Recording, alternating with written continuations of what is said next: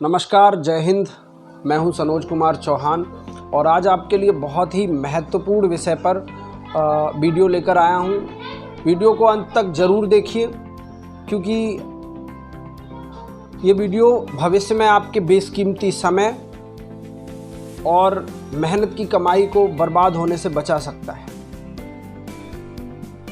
हम सब लोग सूचना प्रौद्योगिकी के युग में जी रहे हैं। ऐसे में साइबर अपराधों का खतरा भी हमारे सर पर मंडराता रहता है और विगत कुछ वर्षों में साइबर अपराधों में उत्तरोत्तर वृद्धि हुई है और इसका एक बड़ा कारण साइबर अवेयरनेस का ना होना है। अभी हाल ही में हमारे कुछ जानने वाले भी साइबर अपराध का शिकार हुए हैं, तो मुझे लगा इस विषय पर एक वीडियो बनाना बहुत ही आवश्यक है और इसमें हम साइबर क्राइम से संबंधित सभी बिंदुओं पर विस्तार से बात करेंगे। जैसे साइबर अपराध है क्या, साइबर अपराध के मुख्य प्रकार, साइबर अपराध से निपटने के उपाय और साइबर अपराध से निपटने के लिए सरकार द्वारा उठाए गए कदम, तथा सबसे महत्वपूर्ण, अगर आप साइबर अपराध का शिकार हो जाते हैं ऐसी स्थिति में आप क्या करें। इन सभी बिंदुओं पर बात करेंगे। सबसे पहले साइबर अपराध है क्या। तो साइबर अपराध दो शब्दों से मिलकर बना है, साइबर और अपराध। अपराध शब्द से आप परिचित हैं, कोई भी ऐसा काम जो गैर कानूनी है वो अपराध कहलाता है। इसी तरह साइबर स्पेस या इंटरनेट के माध्यम से जो अपराध किए जाते हैं उनको हम साइबर अपराध कहते हैं। इसके बहुत सारे प्रकार हैं, पर हाल के दिनों में आम जनता जिन तरीकों से सबसे अधिक प्रभावित हुई है मैं उनके बारे में बात करूंगा। इनमें सबसे पहला है CSAM, child sexual abuse material, बाल यौन शोषण सामग्री। दूसरा है DDoS, distributive denial of service. इसमें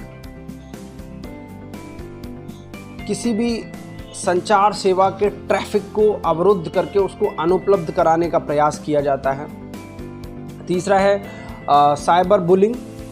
ये संचार साधन या नेटवर्क के प्रयोग से किसी का उत्पीड़न या फिर धमकाना है। साइबर स्टॉकिंग है चौथा। पांचवा है ऑनलाइन फ्रॉड। छठवां सॉफ्टवेयर पायरेसी।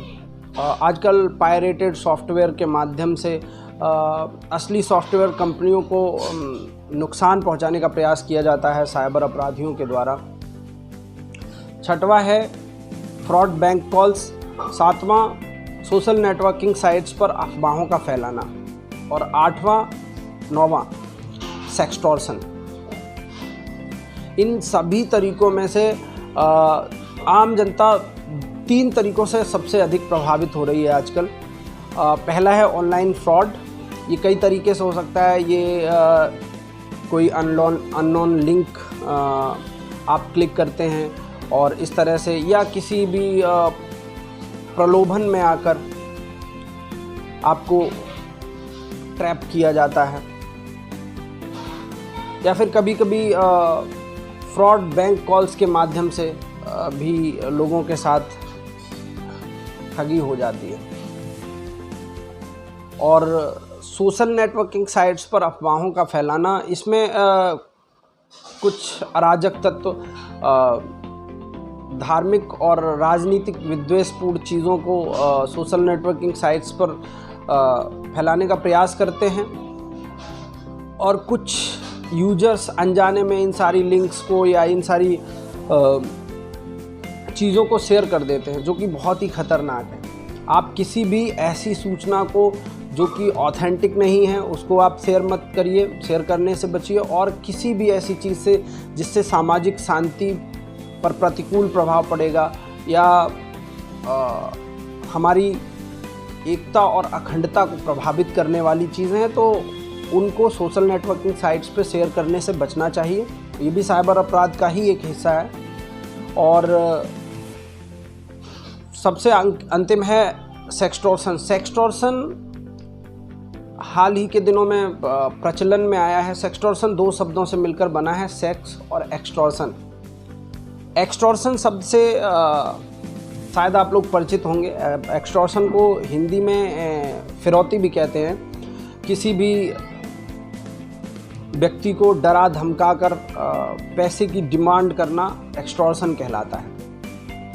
तो अगर सरल शब्दों में समझें तो एक्सटॉर्शन किसी भी व्यक्ति के प्राइवेट कंटेंट को वायरल करने की धमकी देकर किसी भी चीज़ की डिमांड करना सेक्सटॉर्शन की श्रेणी में आता है। और इसमें जो साइबर अपराधी होते हैं, लोगों को बहुत ही चालाकी से ट्रैप करते हैं। वो सोशल नेटवर्किंग साइट्स पर पहले अपने शिकार का पीछा करते हैं, उसके कॉन्टैक्ट्स नंबर वगैरह निकाल कर मैसेंजर या फिर व्हाट्सएप वीडियो कॉल के माध्यम से आपको वीडियो कॉल करेंगे। और जब पीड़ित व्यक्ति इसमें वीडियो कॉल रिसीव करता है तो दूसरी तरफ नग्न अवस्था में कोई लड़का या लड़की होता है, और इस कॉल को जब आप पिक करते हैं तो इस कॉल को स्क्रीन रिकॉर्डर के माध्यम से रिकॉर्ड कर लिया जाता है, और इसके बाद शुरू होता है फिर ब्लैकमेलिंग का खेल। फिर आपको धमकाया जाता है, आपको डराया जाता है, आपसे ये कहा जाएगा कि आपके इस वीडियो को वायरल कर देंगे, आपके करीबी लोगों में भेजेंगे, और आपसे पैसे मांगे जाते हैं। और इस तरह के अपराध में कई सारे साइबर अपराधी शामिल होते हैं, और ये आपके करीबियों को, आपके जानने वालों को इस तरह के फ़ोन और मैसेजेस करते हैं और आप पे मानसिक दबाव बनाने का प्रयास करते हैं। तो ऐसी स्थिति में डरना नहीं है, आप पुलिस को अप्रोच कर सकते हैं। आगे हम इन सारे चीज़ों से निपटने के तरीके भी बताने वाले हैं। तो जो मुख्य रूप से जो तरीके हैं उनमें मैं 6-7 बिंदुओं पर बात करूंगा। पहली बात तो यह है कि आप किसी भी अनजान लिंक पर क्लिक ना करें। साइबर क्राइम से, सभी तरह के साइबर क्राइम से बचने के लिए ये तरीके हैं। दूसरी बात यह है कि आप थर्ड पार्टी ऐप्स को इंस्टॉल ना करें। जब भी आप किन्हीं ऐप्स को इंस्टॉल करते हैं तो प्ले स्टोर से जाके ऐप्स इंस्टॉल करिए, और जब भी आप ऐप्स इंस्टॉल करते हैं तो देखिए कि वो किस चीज़ की परमिशन मांग रहा है, और जिस चीज़ की परमिशन आपको देनी चाहिए सिर्फ वो दीजिए। क्योंकि कई बार क्या होता है, हम लोग एप्लीकेशन इंस्टॉल करते हैं और उसकी टर्म एंड कंडीशंस पढ़े बिना हर चीज़ पे आई एग्री बस आगे बढ़ जाते हैं। ये बहुत ही गैर जिम्मेदाराना रवैया है। तीसरी बात है कि सोशल नेटवर्किंग साइट्स पे आपका जो पर्सनल इन्फॉर्मेशन है उसको पर्सनल रखना है। चौथी बात है कि ऑनलाइन स्कीम्स के प्रलोभन में नहीं आना है। और पांचवी बात है, आजकल ये भी बहुत चलन में आ रहा है कि आपको पब्लिक वाईफाई यूज़ नहीं करना है, क्योंकि पब्लिक वाईफाई के माध्यम से आपका कंप्यूटर या आपका फ़ोन हैक किया जा सकता है। तो जब भी अगर आप कभी कोई पब्लिक वाईफाई इस्तेमाल करते हैं तो इस बात को इंश्योर कर लीजिए कि अगर वो वेरीफाइड ऑर्गेनाइजेशन का वाईफाई है तब आप इस्तेमाल कर सकते हैं, अन्यथा की स्थिति में आप पब्लिक वाईफाई इस्तेमाल करने से बचिए। और छठवां ये कि अपने ब्राउज़र को अपडेट रखिए।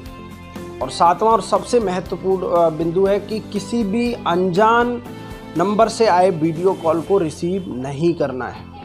और ये बहुत महत्वपूर्ण है, क्योंकि सेक्सटॉर्शन जैसी जो भी घटनाएं हो रही हैं वो आजकल इसी तरीके से की जा रही हैं। अब हम बात करेंगे कि सरकार द्वारा साइबर क्राइम से निपटने के लिए क्या कदम उठाए गए हैं। राष्ट्रीय स्तर पर, राज्य स्तर पर, तो मैं आपको बता दूं 10 जनवरी 2020 को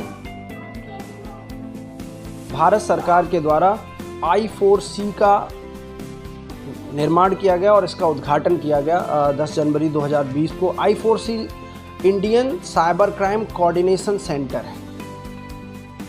ये साइबर अपराधों से निपटने के लिए बहुत ही सुनियोजित ढंग से बनाया गया एक ढांचा है। इसके अंतर्गत इसकी 7 यूनिट्स हैं, जिसमें national cyber crime threats analytic unit है, national cyber crime reporting portal है, platform for joint cyber crime investigation team है, और national cyber crime forensic science laboratory है, और national cyber crime training centre है, साइबर क्राइम इकोसिस्टम मैनेजमेंट है, और सातवां इसका जो कंपोनेंट है वो है national cyber crime research and innovation centre. और इस I4C के ही रिकमेंडेशन पे जून 2020 में भारत सरकार द्वारा लगभग 59 चाइनीज़ ऐप्स को बैन कर दिया गया था।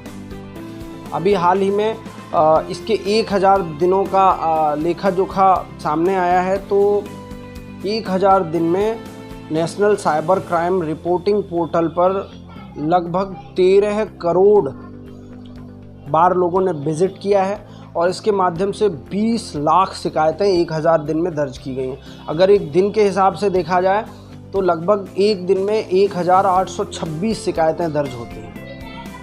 लगभग 40,000 के आसपास, 40,000 से अधिक FIR भी दर्ज की गई हैं इसके माध्यम से। जहाँ तक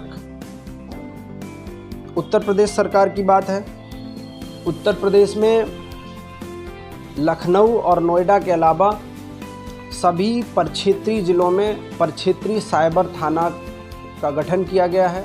16 साइबर परिक्षेत्रीय थानों का गठन किया गया है, और अगर आप साइबर क्राइम से पीड़ित हैं तो इन थानों में जाकर अपनी शिकायत दर्ज करा सकते हैं।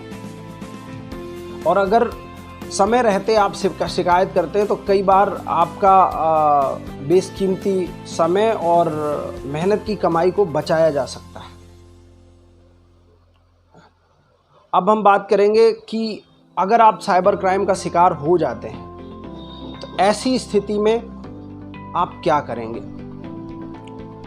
अगर आप साइबर क्राइम का शिकार हो जाते हैं, सबसे पहली बात यह है कि आप घबराइए नहीं, चाहे वो साइबर फ्रॉड हुआ हो आपके साथ, चाहे आप सेक्सटॉर्शन के शिकार हों। सबसे पहले जो साइबर क्राइम रिपोर्टिंग पोर्टल है www.cybercrime.gov.in, इस पर विज़िट करिए। ये नेशनल साइबर क्राइम रिपोर्टिंग जो पोर्टल है एकदम सिटीज़न सेंट्रिक पोर्टल है, और इसके उपयोग से आप अपना पैसा बचा सकते हैं। जैसा कि मैं पहले ही बता चुका हूं कि 1000 दिनों में लगभग 13 करोड़ लोगों ने इस पर विज़िट किया है, और ये इसकी विश्वसनीयता दर्शाता है।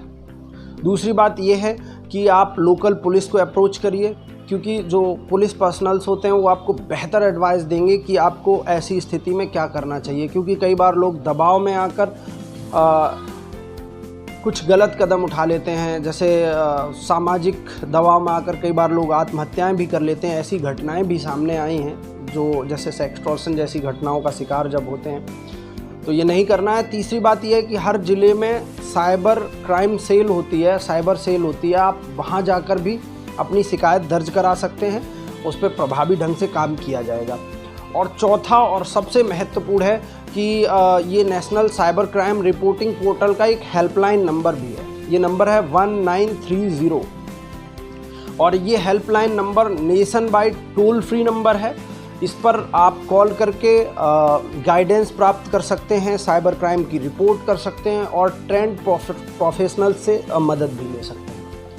ये नंबर कितना उपयोगी है ये बताने के लिए मैं कुछ आंकड़े आपके सामने रख रहा हूं कि शुरुआती 1000 दिनों में लगभग 1.33 लाख लोगों ने इस नंबर पर कॉल किया है, और लगभग 235 करोड़ रुपए गबन होने से बचाए हैं, या 235 करोड़ रुपए की recovery Indian cyber crime coordination centre के द्वारा की गई है इस हेल्पलाइन नंबर की मदद से। इस हेल्पलाइन नंबर में लगभग 250 से अधिक बैंक और वित्तीय संस्थानों को ऑनबोर्ड किया जा चुका है। तो जब आप इस पे कॉल करते हैं तो आपके कार्ड ब्लॉकिंग की सुविधा वगैरह होती है, इस पे कार्ड ब्लॉक वगैरह किया जाता है, और संबंधित बैंक में जहां आपका ट्रांजैक्शन हुआ है तो उस अकाउंट को फ्रीज़ करा के आपके पैसे को रिकवर करने का भी प्रयास किया जाता है। उम्मीद करता हूँ ये जानकारी आपको बहुत पसंद आई होगी। ये वीडियो आपको कैसा लगा हमें कमेंट करके ज़रूर बताइए, और अगर ये जानकारी आपको पसंद आई है तो अपने जानने वालों में, आस पड़ोस के लोगों में इसको ज़्यादा से ज़्यादा शेयर करिए, ताकि लोगों में साइबर अवेयरनेस आए और वो अपनी मेहनत की कमाई को यूं ही बर्बाद होने से बचा सकें। जय हिंद, धन्यवाद।